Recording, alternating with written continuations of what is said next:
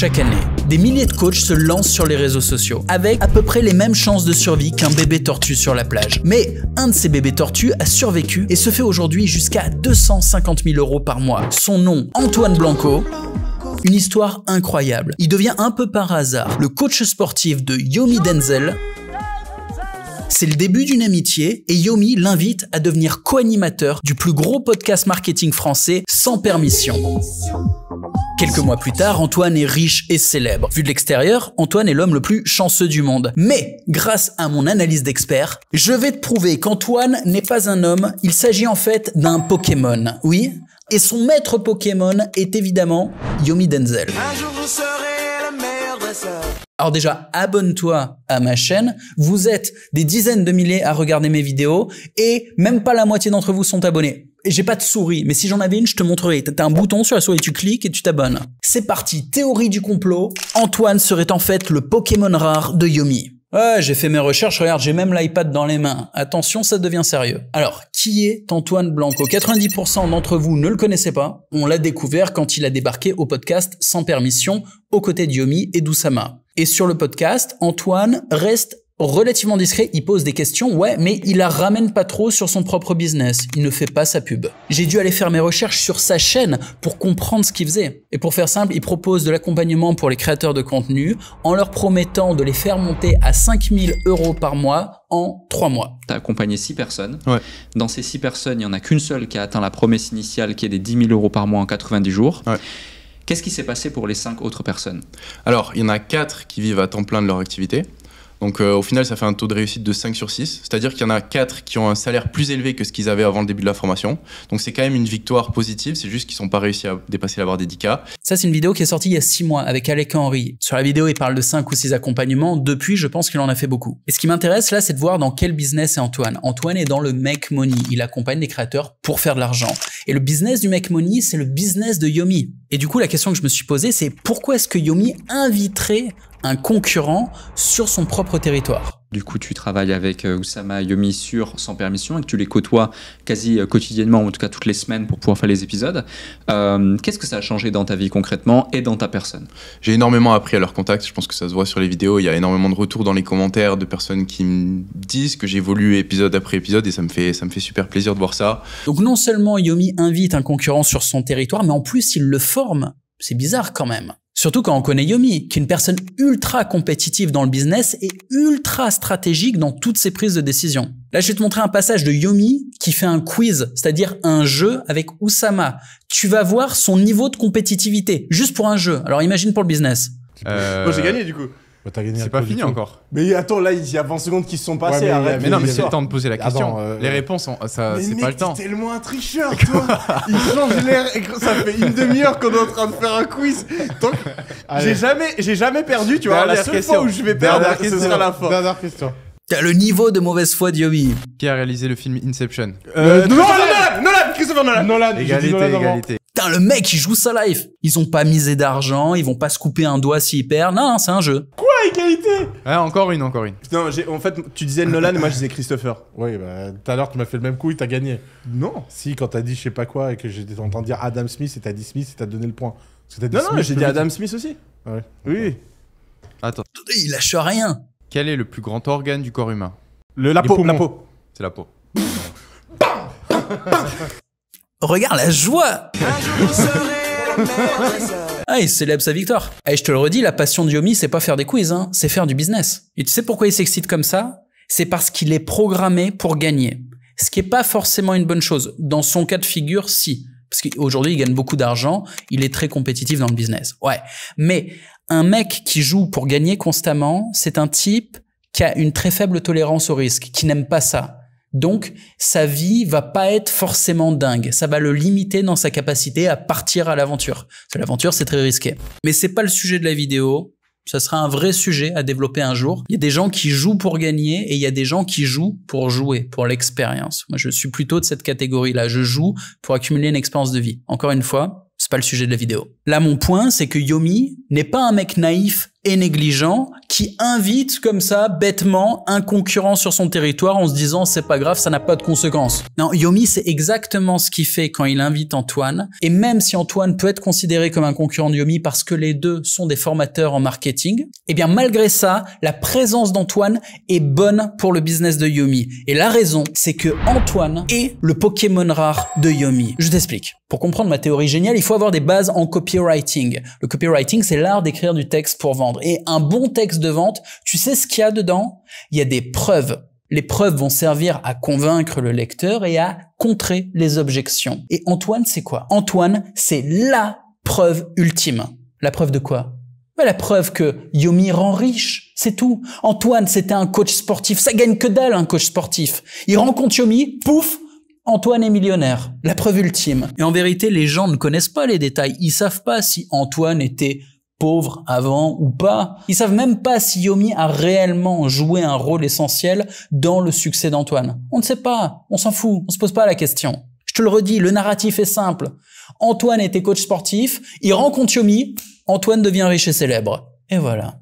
Et ça, que ça soit conscient ou pas, parce que peut-être que ça s'est fait naturellement, le fait qu'Antoine soit invité sur le podcast. Eh ben, ce move est un coup de génie d'Yomi en termes de communication. Parlons maintenant de la stratégie d'Antoine, une stratégie de Pokémon. Alors en fait, je pense qu'Antoine n'a pas de stratégie. Il a commencé son business de manière très humble. Je vais te montrer sa première vidéo. Ça fait 3 semaines que je procrastine pour tourner cette vidéo quand même. Dites-vous que j'ai déjà tourné une vidéo, mais je l'ai trouvée tellement mauvaise que j'ai préféré la supprimer. Tu le sens là, c'est léger, mais le petit accent toulousain. Et surtout, ce qu'on ressent, c'est le côté inoffensif d'Antoine. C'est pour ça que Yomi a pris le risque de l'inviter dans son écosystème. Oh bah salut hein, les gars. Tu vois, il débarque avec son chapeau de chaman. Il est pas arrogant, le mec. Mais pourtant, il est sérieux en business et Antoine n'est plus coach sportif. Non, il est coach en marketing, comme je te le disais. Mais étant donné que Yomi, et Oussama aussi d'ailleurs, ont beaucoup plus d'expérience et d'autorité, Antoine ne leur fait pas de l'ombre. D'ailleurs, il essaye même pas. Dans le podcast, il fait jamais de la pub, il force pas pour ramener les gens sur sa chaîne. Non, il reste très soft. Il se contente de poser des questions, d'animer, d'apporter de la valeur. Bref, qu'est-ce qu'il fait? Il développe son capital sympathie. Ce qui est une très bonne stratégie. Parce que naturellement, les gens sont curieux et vont le suivre sur Instagram, sur sa chaîne YouTube perso. Et là-bas, Antoine peut, de manière légitime, faire la pub pour ses produits. Donc moi, je pense que c'est une stratégie parfaite. Je pense aussi que dans quelques années, une fois qu'Antoine aura accompagné des centaines, voire des milliers de créateurs, eh ben, il va switcher. Soit il va faire évoluer le business dans lequel il est déjà, soit il va faire comme Yomi et moi-même, développer sa propre plateforme ou une autre forme de business qui a plus d'envergure que faire de l'accompagnement soi-même. Et je vous rassure, aucun Pokémon n'a été blessé pendant cette vidéo. Bon, déjà, malgré mon humour sur le Pokémon, tout ça, Antoine n'est pas une victime. Être le pote d'Oussama et d'Yomi, ça va, c'est cool, c'est pas une torture. Je connais pas Yomi, mais Oussama, je l'ai rencontré, je ferai une vidéo à ce sujet-là, c'est un garçon charmant, a priori, c'est agréable de le fréquenter. Et même Yomi, qui, ok, a l'air ultra compétitif, n'a pas l'air toxique. Il veut gagner à tout prix. Ouais, mais il veut aussi que son équipe gagne. Et je pense que ça pose aucun problème à Antoine de faire de la pub à Yomi. Et surtout, la réalité, c'est qu'Antoine vit sa meilleure vie. Il a jamais fait autant de pognon qu'en ce moment. Je pense pas qu'il soit jaloux de Yomi ou de qui que ce soit. Et pour moi, en mode très sérieux, Antoine est un des formateurs français qui a eu la plus belle évolution en 2023 et qui en 2024 va continuer sur cette lancée. J'en suis certain. J'invite à le prendre comme exemple et j'ai analysé son petit secret. Je vais te le révéler. Je pense que si Antoine est devenu le pote de Yomi, c'est pas un coup de chance. Si Antoine est devenu riche, c'est pas non plus un coup de chance. Il explique dans une vidéo le petit truc en plus qui lui a permis de réussir. Je te montre. Quand j'étais petit, on voyageait tous les étés en famille. Et c'est de là que cette passion m'est venue. On avait une belle maison à la campagne avec des quads, des motos, une grande piscine. On pouvait aller manger dans de super restaurants, partir en vacances, faire du shopping.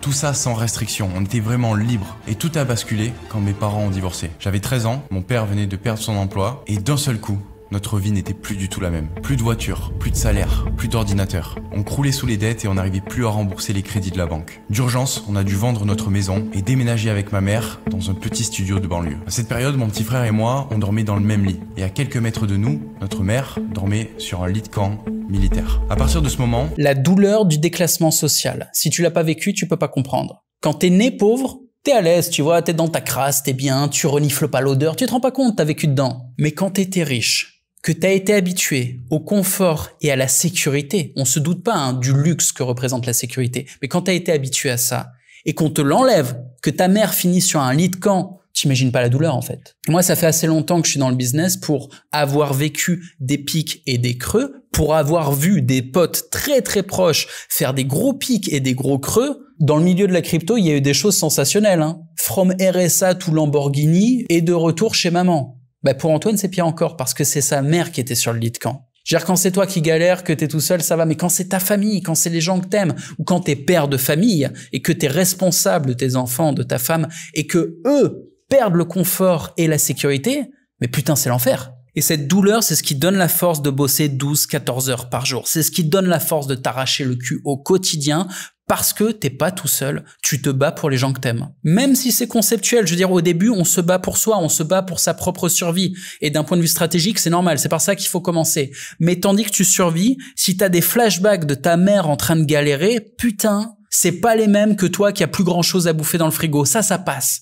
Ta mère qui galère, ça ne passe pas. Et l'autre pouvoir d'Antoine, c'est qu'il est connecté à son époque. On a une époque, en fait, où être un manipulateur, être un prédateur, être un connard ne fonctionne plus en ligne. Les gens le crament. Antoine, c'est pas un prédateur. Ça se sent.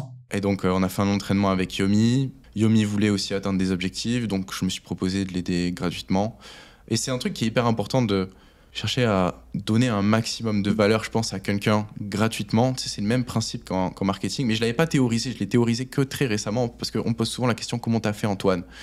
Et je pense que si tu donnes,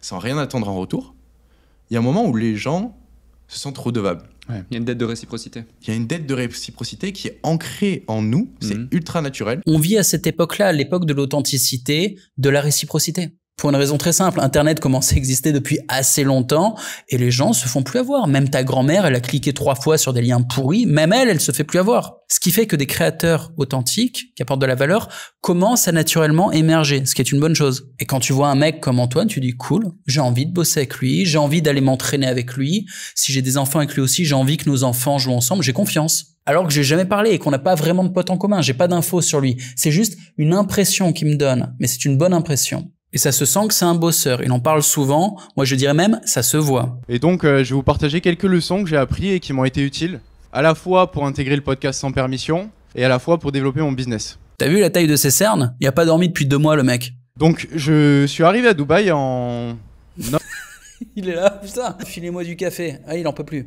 Moi, je connaissais rien du tout au business en ligne. Ouais, là, ça y est, t'as compris. Le business en ligne, c'est du boulot, ouais. Et souviens-toi, sa première vidéo, quelques mois plus tôt, il était tout frais, il était encore jeune, innocent. Ah, ça, c'est l'effet Yomi. Il a dû se prendre un coup de pression, le petit Antoine. C'est bien. Alors, la bonne nouvelle, c'est qu'il y a 10 ans, pour faire comme Antoine, en plus de bosser, il fallait maîtriser le marketing et la technologie. C'est plus le cas. Pour écrire ta page de vente, la connecter à un système de paiement, envoyer des newsletters, etc., au lieu d'avoir plein d'outils et de devoir les connecter les uns avec les autres, tu peux avoir Bonzai. Et c'est tout. Tout en un. Et gratuit. En plus, je t'ai préparé un guide. Alors là, juste à gauche, petit guide gratuit. Tu le lis. C'est très rapide et ça t'explique comment te lancer dans la creator economy. Ah, je fais quasiment le même boulot qu'Antoine, sauf qu'au lieu de faire l'accompagnement, je focalise sur mon boulot qui consiste à développer une plateforme pour les créateurs. Et je devrais peut-être faire un partenariat avec Antoine. Ah, sans déconner, c'est logique. C'est comme Yomi est spécialisé en dropshipping. J'espère qu'il a un partenariat avec Shopify. Bon, Antoine, on peut discuter, hein. Moi, j'ai une plateforme à disposition pour tes créateurs. Et pour tous les autres, je vous le redis, il n'y a pas besoin de compétences techniques, il n'y a pas besoin d'être un expert marketing. Non, c'est plus le cas. Il faut plus manipuler les clients. Il suffit d'être authentique, de leur proposer de la valeur. Et même, il n'y a pas forcément besoin d'avoir une audience. Tu peux te mettre au service d'un autre créateur qui a de l'audience et travailler pour lui. Par contre, je le répète, comme Antoine, il faudra travailler dur et te mettre au service de l'autre. Je te fais une bise. À bientôt et abonne-toi sur la vidéo si c'est pas déjà fait.